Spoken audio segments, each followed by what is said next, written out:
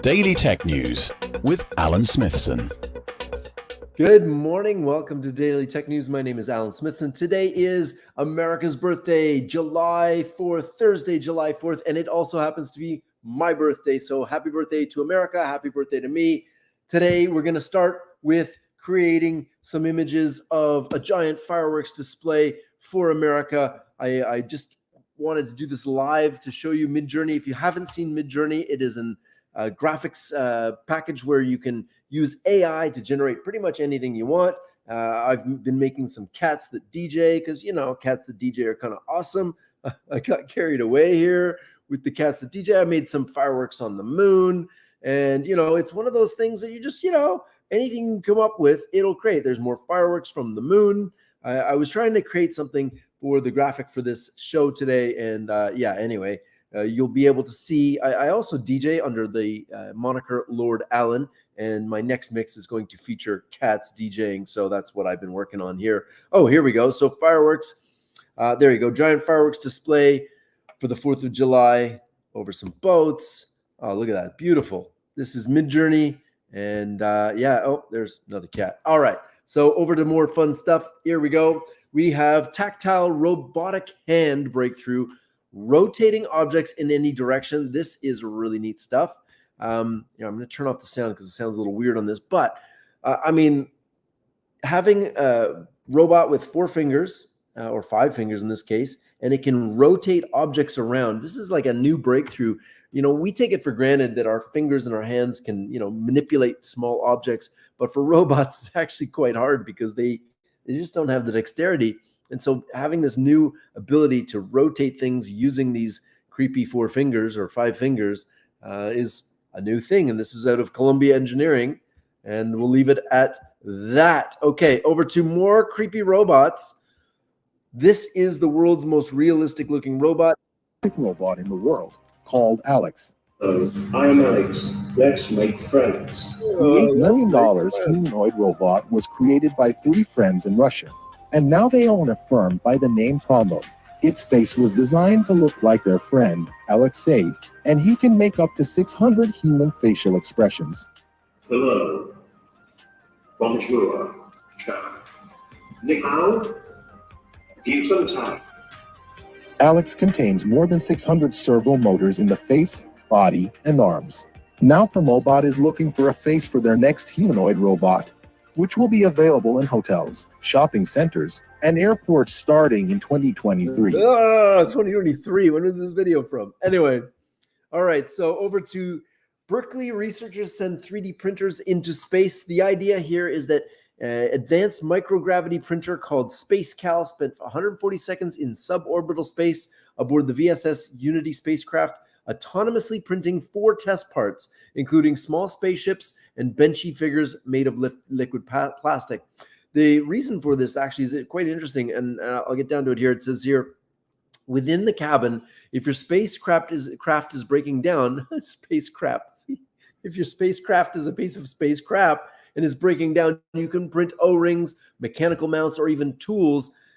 Why you wouldn't bring those with you, I'm not sure, but I guess, you know, weight is a thing.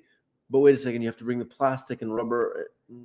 Yeah, I don't know why you would actually need this in space, but the idea, if you're in prolonged areas in space, you can print dental replacements, skin grafts, lenses, anything personalized in emergency medicine astronauts. So I think being able to print in space is useful if you're going to space. I'm not going anytime soon, but, you know, maybe if you are going, hit me up, let me know. I'll go on a trip with you. All right, over to this. This is really neat. A trillionth of a second shutter speed. This is a new camera, and it captures, it says here, to take a picture, the best digital cameras on the market open their shutter for around 1/4000th of a second.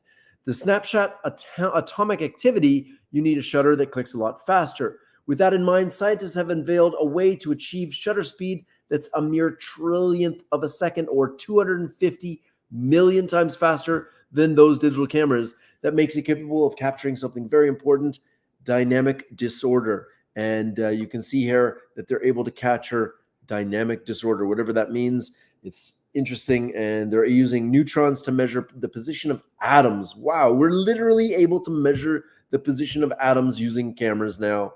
Holy crap. Over to augmented reality. Let's start this over again. This is really cool. It's just a can, but we've got some overlays with augmented reality that makes it look like a three-dimensional can with some cool stuff inside. I thought this was really neat. Some of the stuff we're able to do. That's just neat, right? Super cool stuff. Love it, love it, love it, love it. Over to more augmented reality. This is an augmented reality tattoo.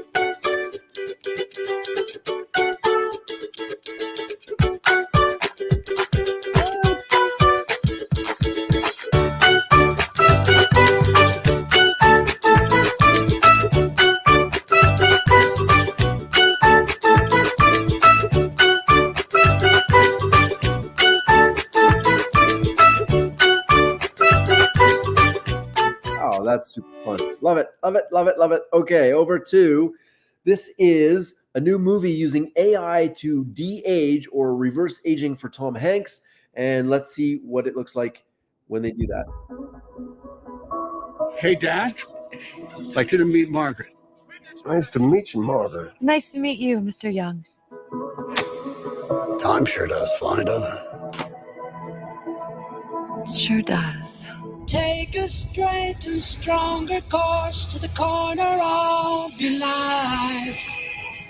Make the white queen run so fast. I'm gonna skip forward here. Look at that. Look at that. Look at that. Whoa. Right here is where we want to be.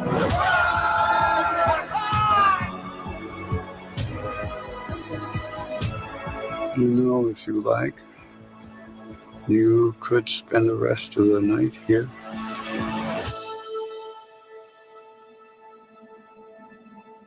I could spend the rest of my life here. Well, if you haven't guessed, the movie is called Here, and that was the trailer for it, and they used AI to make Tom Hanks look Tony again. Okay, over to virtual reality training. This is a training simulator for mechanics, and I thought this was really cool to share because you're able to decrease the time required for training from months to weeks using virtual reality.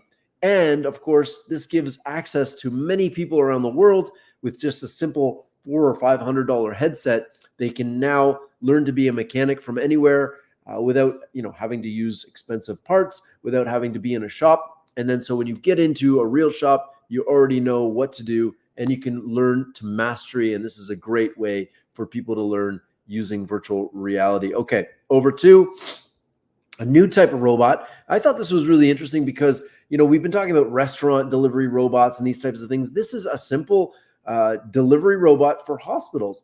Being able to bring medications around the whole hospital, I thought was a really cool idea because, what a waste of time having to send somebody, from the pharmacy up to the doctors. And, they have water bottles and towels in here. So I'm not, I guess that's one's for hospitality and healthcare. So you got, pills inside. Maybe you have different shelves for different patients. But I love the idea that you can have these little robots running around in a controlled facility like a hospital. It makes a lot of sense. And these are the CLO Serve bot. I think we're going to see a lot more of these in both healthcare and restaurants. Okay. Oh, so much going on. Japanese scientists have pioneered a new sustainable space exploration with the launch of the world's first wooden satellite. They actually built a satellite out of wood. Check it out. And using this revolutionary new material known as wood, they are now able to put this into space. And so I guess we'll see here. It says Magnolia emerged as the top choice, Magnolia wood, for its strength and workability. Using traditional Japanese joinery techniques, the satellite's wooden panels are held together without the use of screws or wood. Weighing just 2 pounds, Lignosat has solar panels, sensors, and an aluminum frame to house its electronic components. Satellites are not that are not made of metal should become mainstream, they said. Okay, well, here we go. Satellites made out of wood. Now I've seen almost everything. Now, over to, because we're talking about America's birthday today, and there's a massive election coming up in case you were living under a rock, ChatGPT is actually already giving bad information about where to vote in battleground states, and this is really crazy. It says OpenAI's ChatGPT was caught spitting out false voting information for battleground states in another grim sign of how AI is poised to upend elections. And actually, part of my 2024 predictions was that AI would be deployed for political gain and for political manipulation. And I guess we're already starting to see that. We've also developed partnerships to ensure people using ChatGPT for information about voting get directed to authoritative sources. An OpenAI spokesperson said, "We're closely monitoring how this technology is being used in the election context and continue to evolve our approach." We'll see if they can get it right in time for an election that means a lot to America. Okay, this is really cool. A man swallowed a pill containing a wireless camera live on stage in a TED Talk and streams the inside of his body. Well, just check it out. Let's watch the video here. It captured here, and I'm using it against the stomach. Look at this. What do you think, Alex? Should we go ahead and swallow Pillbot? There we go. It's huge. So as you can see, in just a few seconds, Pillbot entered the stomach. So we're in the stomach now, and I'm carefully navigating around, looking for any changes in surface architecture that might represent an ulcer or a cancer or any other pathology. And I'm able to get very similar views as I would if I'd use a conventional endoscope. Wait a second. Is he using a PlayStation controller? Is that what's happening here? He is literally using a PlayStation controller to control a bot inside this dude's body. Now I'm able to see the entire stomach and revisit sites that pique my curiosity. Now, what could further improve this experience is if we used an augmented reality headset for 3D visualization of a stomach, or artificial intelligence for detection and characterization of an abnormality.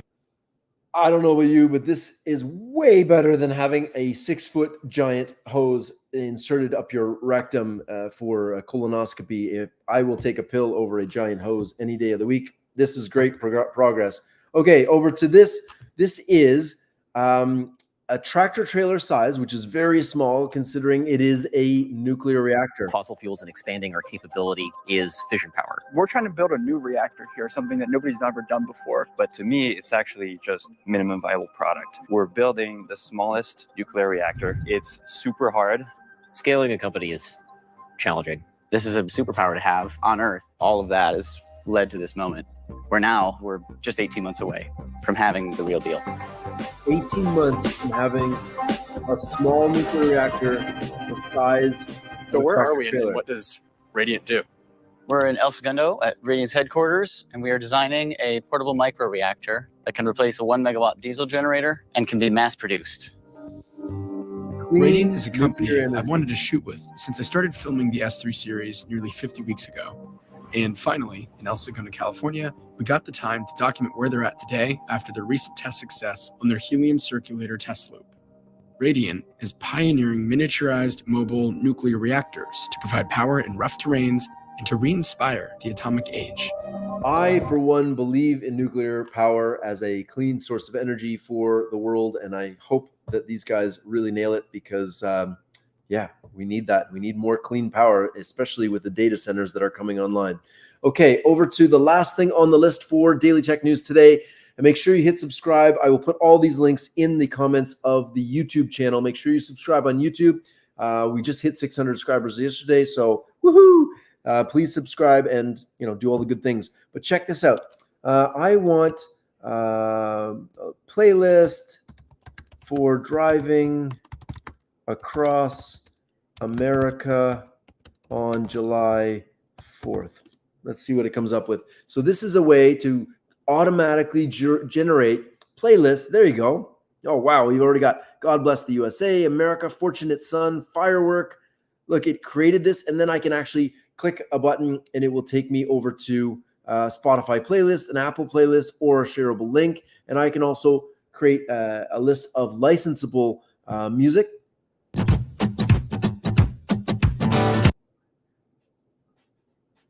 See here, is it going to play? licensable music that you can put into your videos or music and that sort of thing, or you can. I'm free and I won't forget. Like the 4th of July, 'cause baby, you're a fire. Awesome. I won't play anymore because I'm going to get kicked off of YouTube, but there you go. That is Audio Atlas. And I want to just say happy birthday, America. Happy birthday. I wish you guys all amazing success. Be careful with the fireworks. Don't blow your fingers off. And have a great day, everybody. This has been Daily Tech News for July 4th. Woohoo! 2024. Peace, everybody.